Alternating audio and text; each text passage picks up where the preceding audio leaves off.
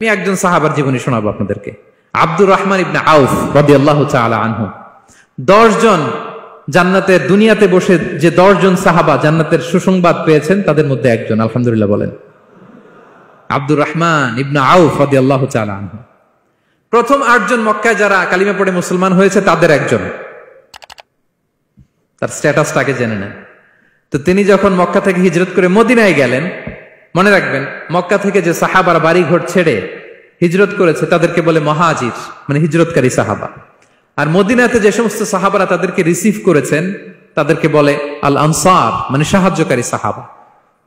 তো যারাই হিজরত করে মক্কা থেকে মদিনায় যেত, বিষ্ণু ইসা ইসলাম মদিনার কোন সাহাবীর সাথে তার ভাই পাতিয়ে দিতেন, আল মুআখাত, ব্রাদারহুড করে দিতেন, দায়িত্ব দিতেন যে তুমি এই সাহাবীকে দেখবে। তো আব্দুর রহমান ইবনে আউফ রাদিয়াল্লাহু তাআলা আনহু যখন হিজরত করে গেলেন, তার দেখভাল করার জন্য যে সাহাবীর দায়িত্ব পড়ল তার নাম হচ্ছে সাআদ ইবনে রাবিয়া, আনসারী সাহাবী রাদিয়াল্লাহু তাআলা আনহু। বিষ্ণু বললেন, সাআদ, আব্দুর রহমান ইবনে আউফ তোমার ভাই, ভাই বানিয়ে দিলেন। কি বানিয়ে দিলেন? তুমি তাকে টেক কেয়ার করবে, সে হবে তোমার মেহমান। সুবহানাল্লাহ। সাআদ ইবনে রাবিয়া রাদিয়াল্লাহু তাআলা আনহু তিনি আব্দুর রহমান ইবনে আউফকে ডেকে নিয়ে গেলেন, ঘরে নিয়ে গেলেন মেহমানকে, এবং বললেন, ইয়া সাআদ ইন্নী আকসারুল আনসারি মালান। হে সাআদ, তুমি চিন্তা করো না, তুমি মনে করো না যে তোমার ভরণ পোষণ দিতে আমার কষ্ট হবে। আমি মদিনার সবচাইতে বড় বিজনেস ম্যাগনেট, সবচাইতে বড় বিজনেস ম্যাগনেট আমি। No tension, don't worry about it. Tension নিও না, আসো, তোমার জন্য আমার কি প্রপোজাল শোনো।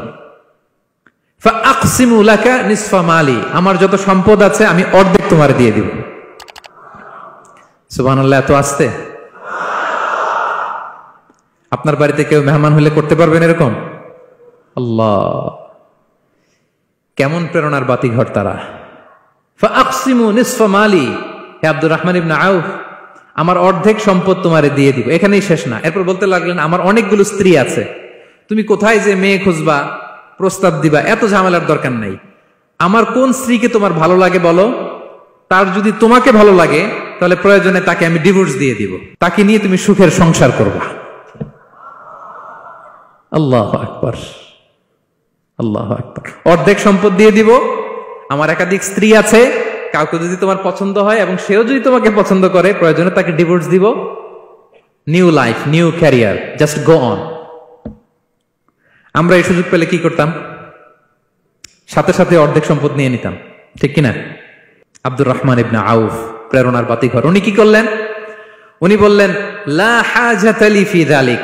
আমার ভাই, তুমি যে বলছো সাআদ ইবনে রবি, তুমি যে এত চমৎকার প্রপোজাল দিয়েছো, এতেই আমি খুশি। তোমার কোনো কিছুর আমার দরকার নাই। বারাকাল্লাহু লাকা ফি আহলিকা ওয়া মালিক, আল্লাহ তোমার সম্পদে বরকত দেখ, আল্লাহ তোমার পরিবারেও বরকত দেখ। তবে একটা কষ্ট করতে হবে, সেটা কি?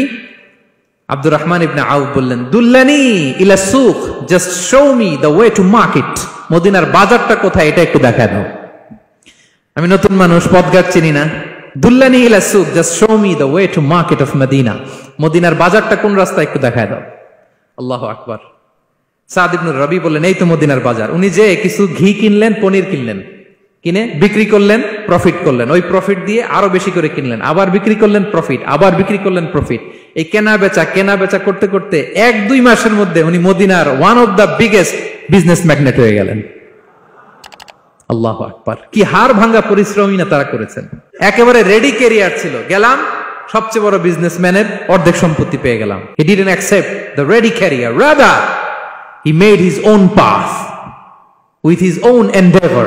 নিজের চেষ্টায়, নিজের পরিশ্রমে, নিজের ঘাম ঝরিয়ে নিজের ক্যারিয়ার তৈরি করেছেন। চিল্লায় বলেন ঠিক কিনা?